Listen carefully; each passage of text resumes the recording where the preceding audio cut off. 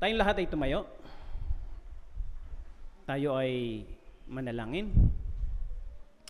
Dear God, Heavenly Father, the Creator of heaven and earth, Lord, we submit and surrender to you our lives, our souls, our spirits.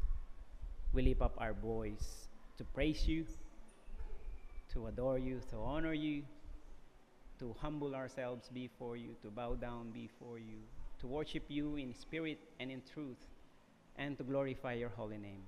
Lord, use me as your humble servant. Use me as your ambassador for Christ. Use me as your messenger. Shower me the knowledge and wisdom.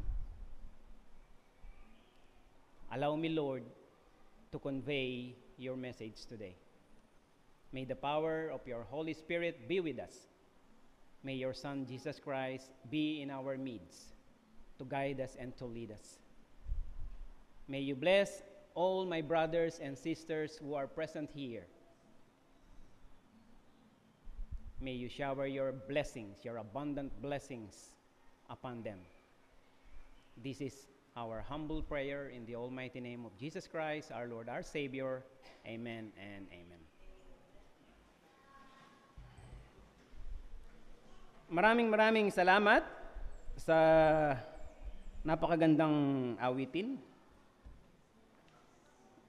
Dinig na dinig ko yung boses ni Brad Romel. Madalang ko lang marinig yan. Maraming salamat to Maromas family. Palakpakan po natin sila. Ready na ba tayo na makinig ng mensahe ng Diyos? Hindi ko po ito mensahe, mensahe ito ng Diyos. To begin with, let us check our cellphone muna. Pwedeng paki-mute muna natin sila or paki-turn off natin sila para hindi tayo maistorbo. Yesterday, the women's group, CCCWF, celebrated Mother's Day. We were blessed because we are present in CBS. May God bless you all, lahat ng mga dumalo.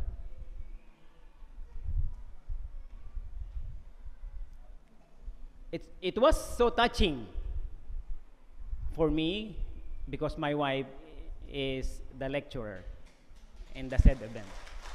Congratulations to my wife. Nung gumagawa ng outline yung wife ko, sinasabi niya sa akin kung ano yung nararamdaman niya. Anong tawag doon? Kulba. Yung nininervyos siya, kinakabahan siya, no? It is but normal, no? Na kabahan ka. Pero pag nandito ka na, no? When you pray and ask for the guidance of the Holy Spirit, magiging napakatalino mo. Kasi, i-guide ka ni Lord kung ano yung ibibigay na message. It's not your message. It's not your personal message. It is the message of God. So, sa umagang ito, no? This is a very short message that I prepared. Siguro 3 lang yung Bible verse na babanggitin dito. 3 lang. Hindi tayo aabutin ng 2 oras, siguro 1 oras lang. But I would like to change the environment at this point. Okay? Gusto ko siyang maging interactive for these special purposes kasi we are honoring and we are celebrating today yung mga mothers, no? But for us Christian, hindi lang natin sila ino-honor at saka sineselebrate kada May 12 or 3rd Sunday of the month of May. Araw-araw, no? We honor our mother. Whether kasama mo yung mother mo ngayon o hindi mo kasama yung mother mo, dito sa puso mo, I believe, kasama mo yung mother mo. Sino dito yung mother na pass away na yung kanilang ina? Tayo mga kapatid, ngayong wala na yung mother natin, ang dami pa nating gustong ipadama sa mother natin. Ang dami ko pang gustong gawin para sa mother ko. Pero wala na siya. Pero hindi tayo dapat malungkot. Bakit? Kasi kasama na niya yung Creator niya. The problem is, pag si mother or si father nag-pass away at hindi ka sure na tinanggap niya ang kanyang tagapagligtas, our Lord and Savior Jesus Christ, dito baka malungkot ka.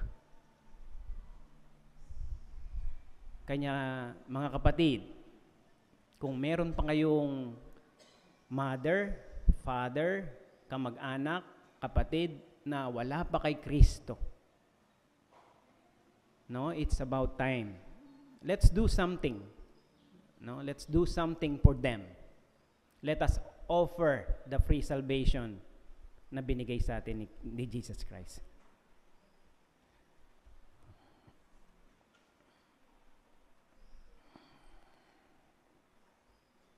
Can we show the picture in the black and white? In the black and white, there are 4 sections. Siguro, alam nyo naman lahat yan, no? Or, mas malalaman nyo yan kung i-colored natin. Ayan. Nung pinakita ko sa anak ko yung isa, yung una, ang sabi, Daddy, it's a globe, tapos may hands. Yung una, ito yung buntis ang nanay, no? Usually, pag nagbuntis si nanay, 9 months, no? Although merong instances na merong 7, merong 8, yung sinasabi nilang kapito, no?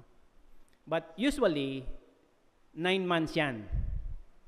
So 9 months niyang dala-dala yung baby sa kanyang tummy. Correct? Ngayon, pag silang nung bata, no? By the way, nung nabuntis siya, meron na siyang nararamdamang joy sa puso ng nanay. Nung lumabas yung baby, overjoy. Kasi nakita na niya yung baby, di ba?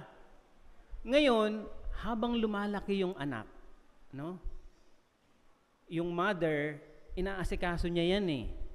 Pinapadama ng mother yung kanyang pagmamahal, yung love. No? Gusto niyang ipadama sa kanyang anak. Hanggang sa maging adult na siya, patuloy pa rin. Ngayon, question. Kung tatanungin ko yung mga mothers ngayon, no? Kaya nyo bang i-explain kung bakit mahal na mahal ninyo ang inyong anak? Anybody? Kaya nyo bang i-explain kung gaano kalaki o kadip yung pagmamahal ninyo sa inyong mga anak? Can you explain it? It's unexplainable. Why?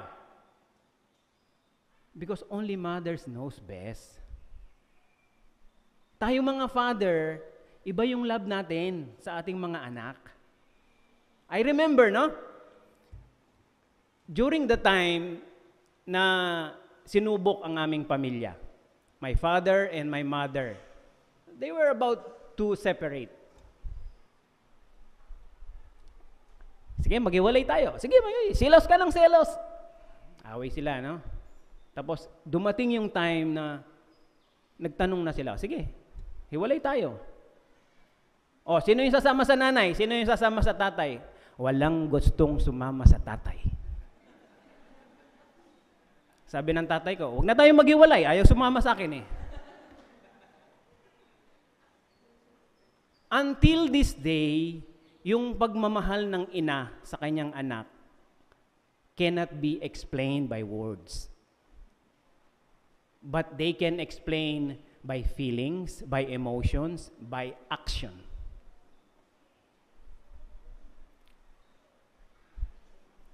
Yan po yung aking introduction. Now, ang sarap pag-usapan yung tungkol sa nanay, no? Ako, I'm very, very emotional pag ang pinag-uusapan is nanay.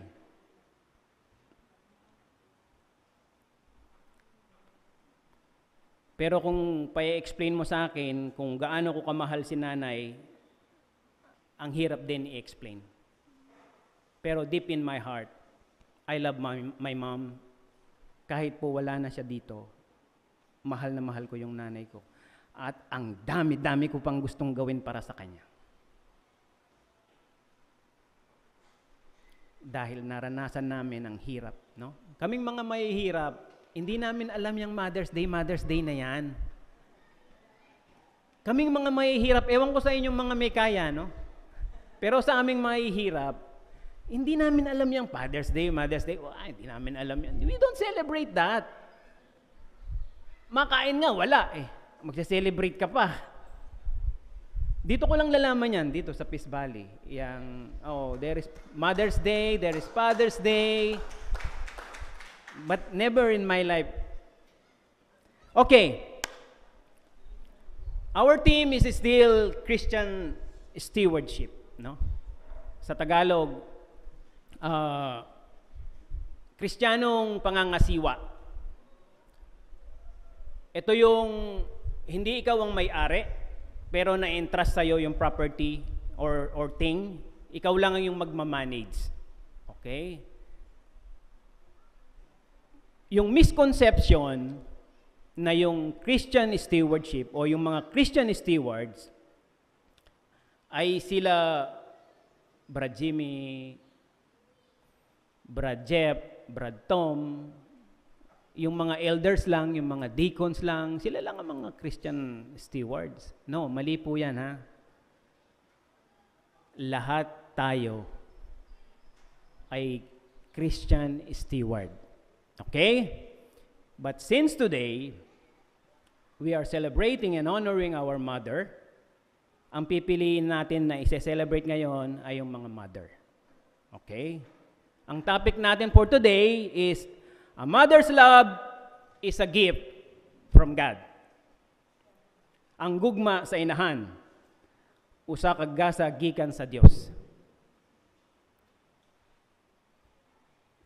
Last night, may final check na ginawa yung wife ko. Han, pa-check nga nung mga translation mo ng Bisaya or ng Cebuano. Parang may mga may mga balintong-balintong. Kasi yung translation natin sa sa internet, doon lang ako nag-depend. Meron pa palang isa. Dapat mag-depende ka rin pala sa wife mo. By the way, to brief yung mga kapatid, ang speaker sa CBS yesterday was my wife. And there are 3 purposes na binanggit siya. Okay? Thank God, I am a woman. Ito yung team nila. Pwede rin natin sabihin, thank God, I am a man. And then my wife touches 3 purposes while you should be thankful that they are a woman. Number 1, being a wife. Thank God I am a woman for the purpose of being a wife. Number 2, being a mother. And number 3, homekeeper. Sila po yung homekeeper. No?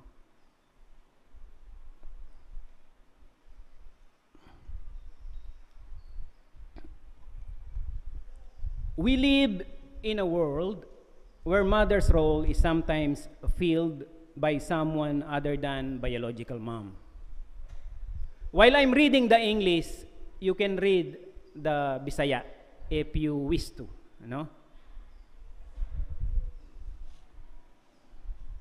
Remember to be mindful of students that do not have mom, but might have an aunt, auntie, uncle, auntie, grandmother, friend, adopted foster parent, or someone else whom God has placed in their life. When I was grade 1, grade 2, grade 3 elementary, nakitira lang ako sa cousin. No? Kasi ang parents ko nasa ibang lugar sila and kami nag-aaral kami sa Angeles City. Wala man kaming bahay, no? Mahirap lang kasi kami talaga, no? So, nakikitira lang kami. Ang nangyayari habang nag-aaral kami ng elementary, ginagawa kaming kasambahay ng cousin namin, no? Naghihigib kami ng tubig.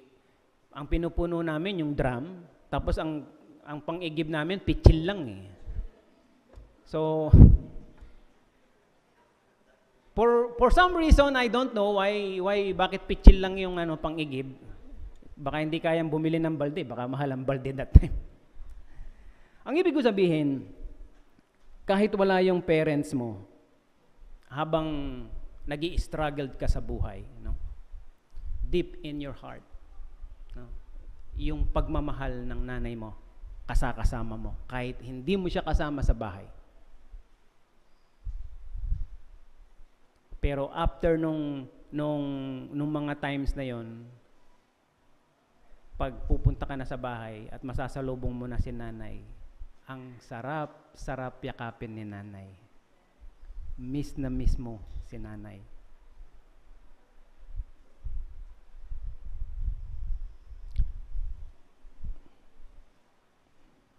I miss my mom. Brother Jimmy, how do you miss your mother?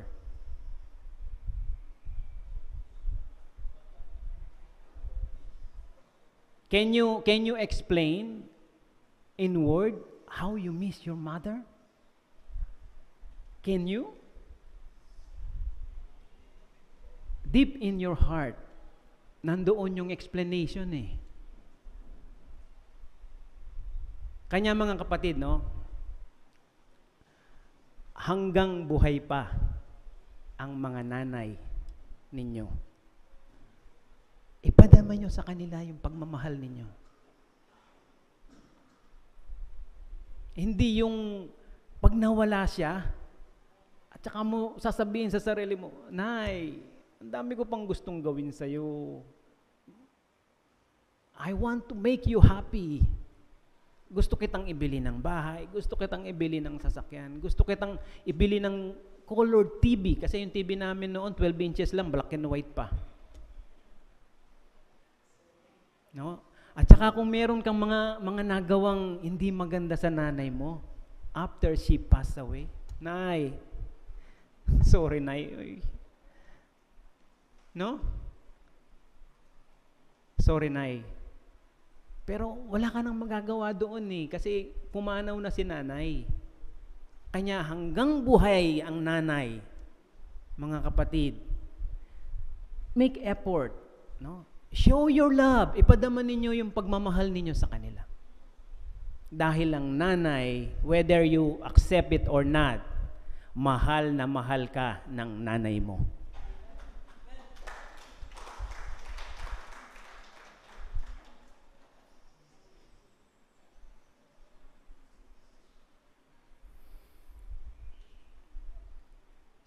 Even hindi si nanay ang kasama natin when we grow up, God has placed someone in your life. Kanya hanggang ngayon, nandito ka pa rin. Question. Naaalala mo pa ba kung ano yung paboritong pagkain na niluluto ng nanay mo o kaya ng lola mo? Ate Daphne, what is the favorite food your mom cooks?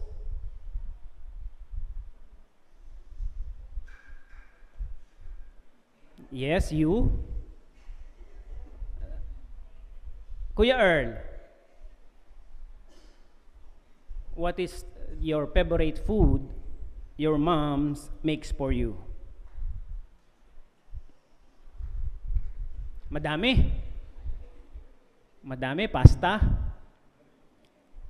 Jan, ano yung paboritong pagkain mong niluluto ng nanay mo?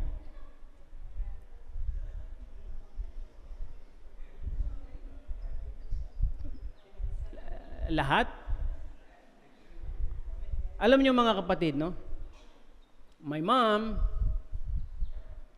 hindi nga siya nakatapos ng third year high school. Classmate sila ni tatay. Third year high school sila.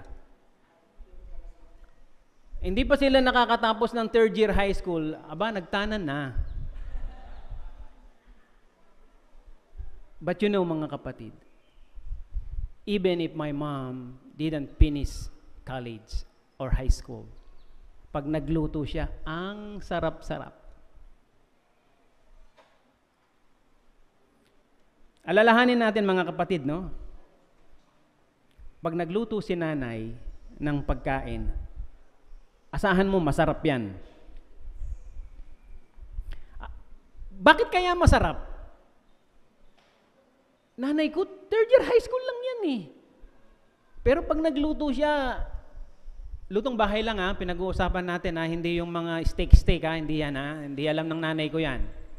Yung mga ano lang, pinakbet, adobong Tagalog, iba man ang adobong Bisaya, adobong Tagalog,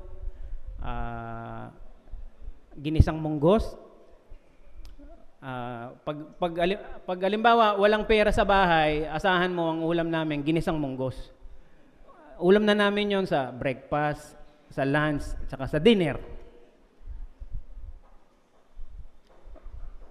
Pag halimbawa may mga tanim naman na maihingi si nanay sa bukid, magluluto siya ng ginisang ampalaya. Kinabukasan, nandyan pa rin yan kasi mapait, ayaw namin. Okay, mga kapatid, do you know why their food tastes so good? Because they make it with love. When mommy cooks, punong-puno yan ng pagmamahal. Kahit po hindi nag-aral ng culinary si nanay, pag nagluto si nanay, may kasamang pagmamahal yan. Ang sarap-sarap, no? Ngayon, magic sarap na lang, eh, no?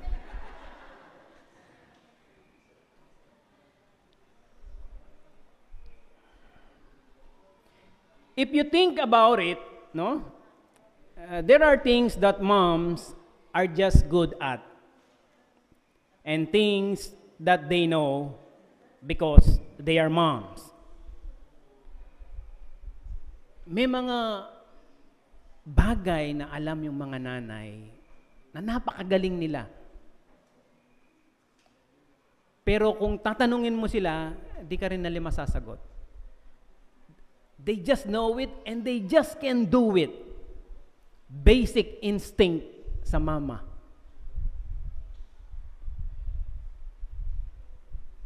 Because they are moms.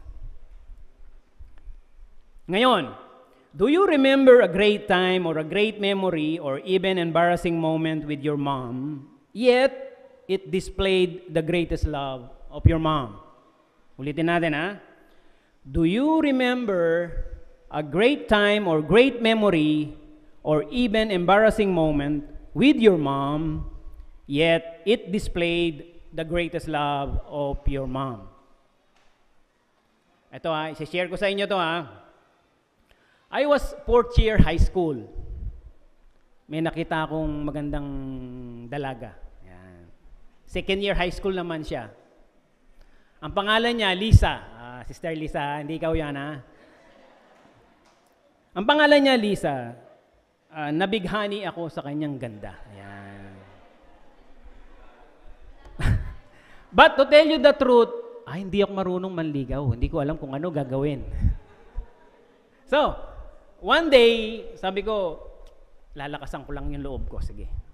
So, in-approach ko yung girl. Sabi ko, Lisa, pwede ba kitang ihatid pa uwi? Mga ano na yun, alas 5, alas 6. Sabi niya, ikaw ang bahala.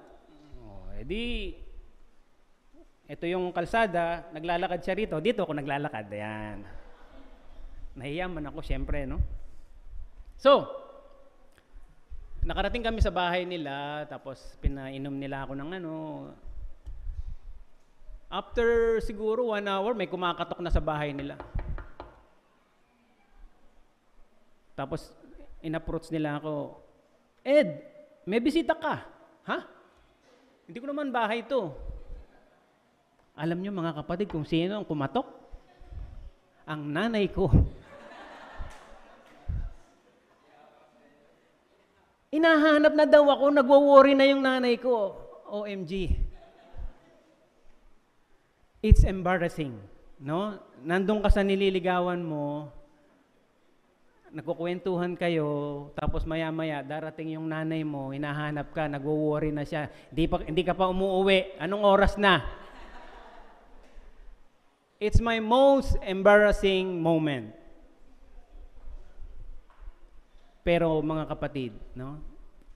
Yung worries ni nanay, hindi mo matatawaran.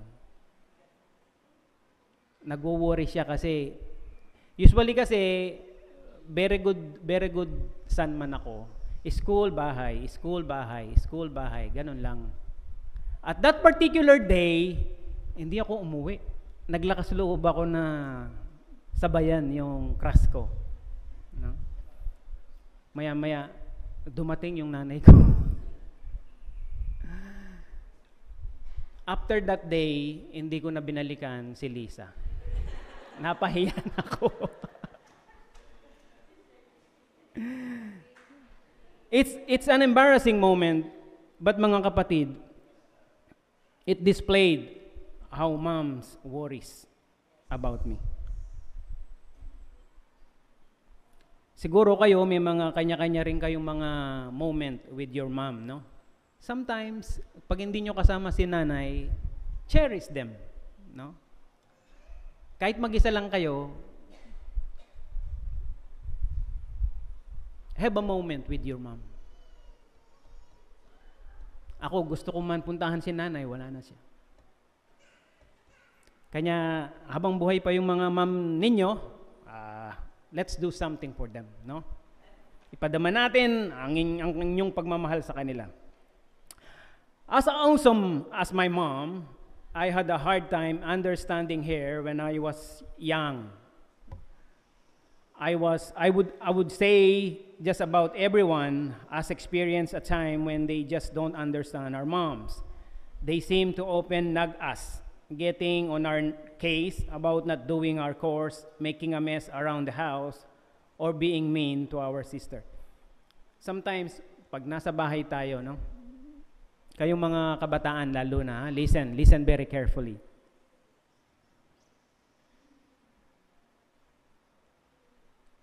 Minsan, pag yung mga kabataan, busy sa kanilang mga gadget.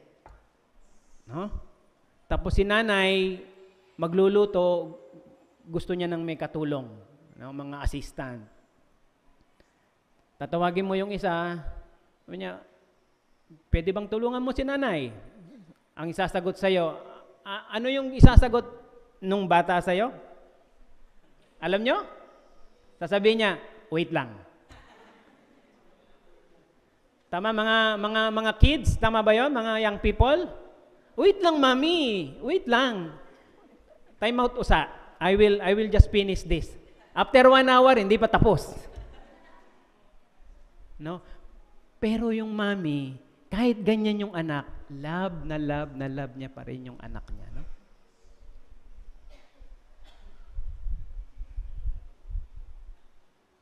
Akala ng mga bata, no?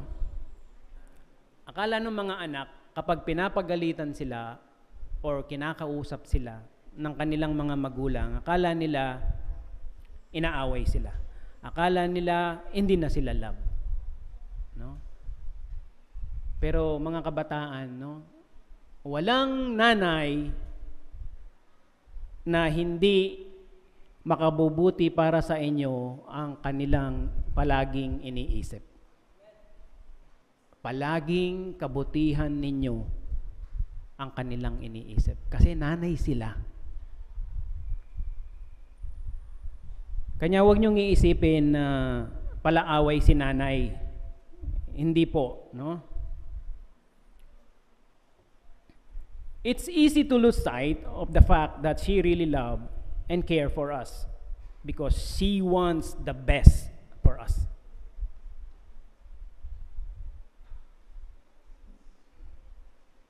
Now, the question is, do you love your mother? Do you love your mother? Do you love your mother?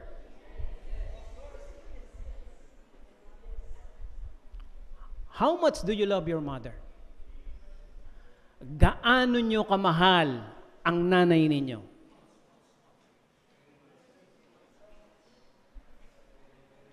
Much. O, sagot dito. Dito. Gaano nyo kamahal si nanay? From earth to moon and back? I'm sure yung pagmamahal ninyo sa nanay ninyo is immeasurable. Hindi kayang sukatin. Amen?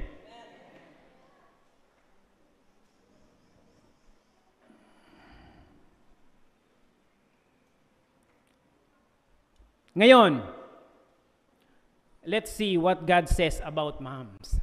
No? In Isaiah chapter 66, verse 13. As a mother comforts her child, so will I comfort you. Now, wait a minute, no? Is this actually saying God wants to comfort or love us like a mom does? Yes.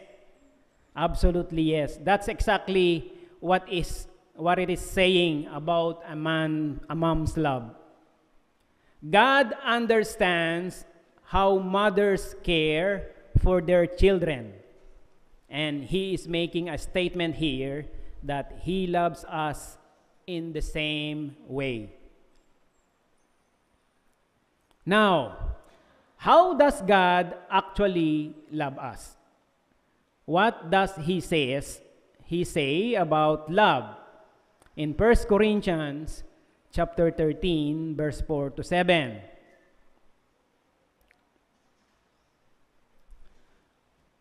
Love is patient. I have some brethren yesterday, pinag-uusapan namin ito. Love is patient. Love is kind. And so on, no?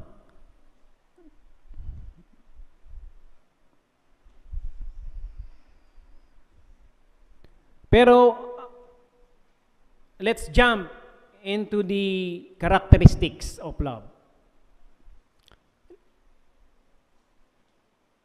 Nilagyan ko sila ng numbers dyan, no? Yung characteristics na yan is 15. 15.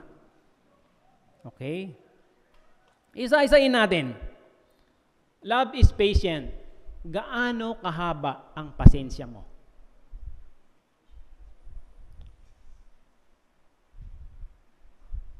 Yung pasensya ng mother, mahaba yan, ha? Yung pasensya ng mga mothers. Tayo, ang gugma mapailobon. Love is kind. Mabait ka ba?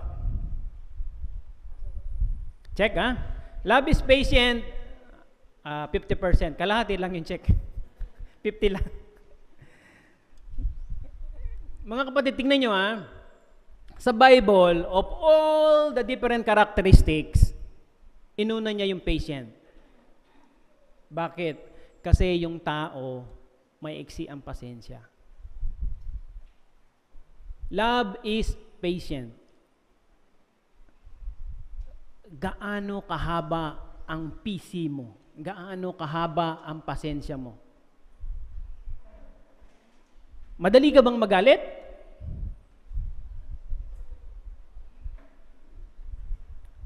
Love is patient. Love is kind. It does not envy. It does not boast. It is not proud. It does not dishonor others. It is not self-seeking. It is not easily angered. It keeps no records of wrong. Love does not delight in evil, but rejoices with the truth. It always protects. It always trusts. Always hopes. Always perseveres. Siguro kung i-explain ko lahat yan, baka abutin tayo hanggang bukas. Okay.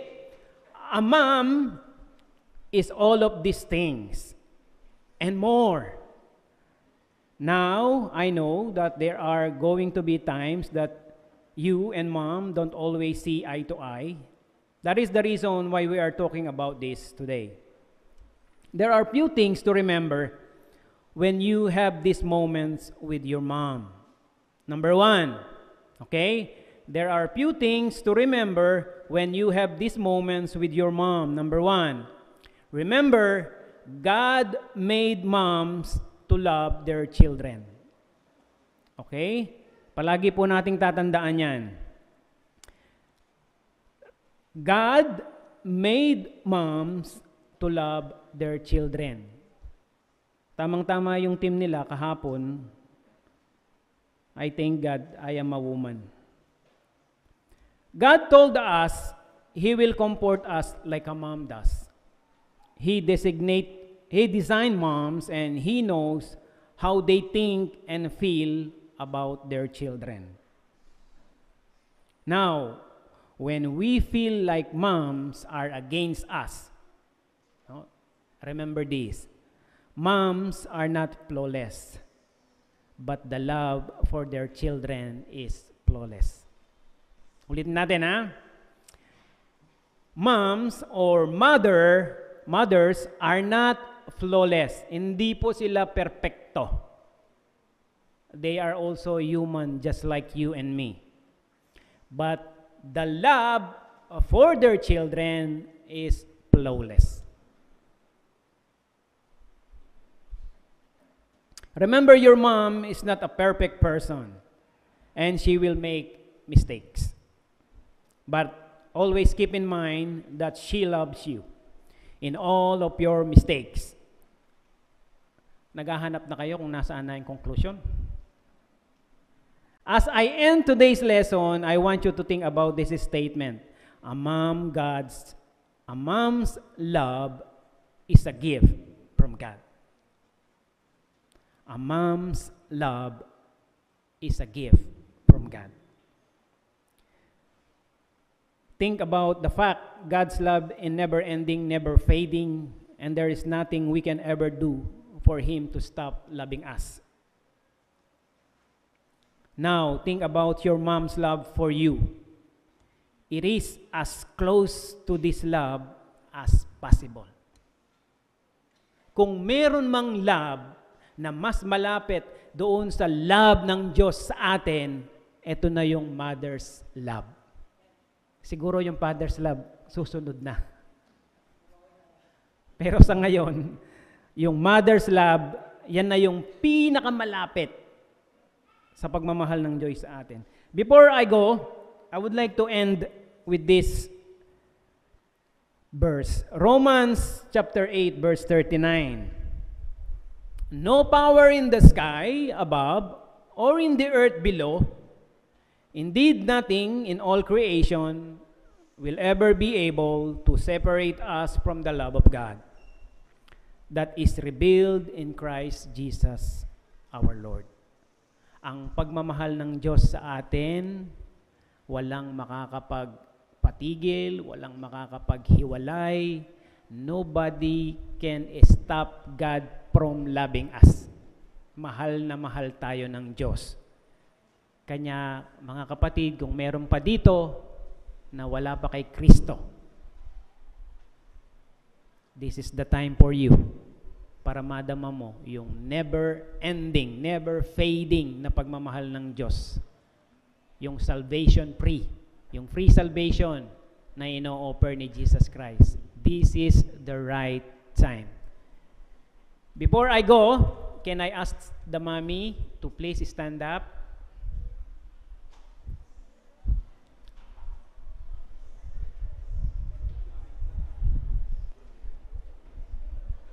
Can we clap our hands for our mom?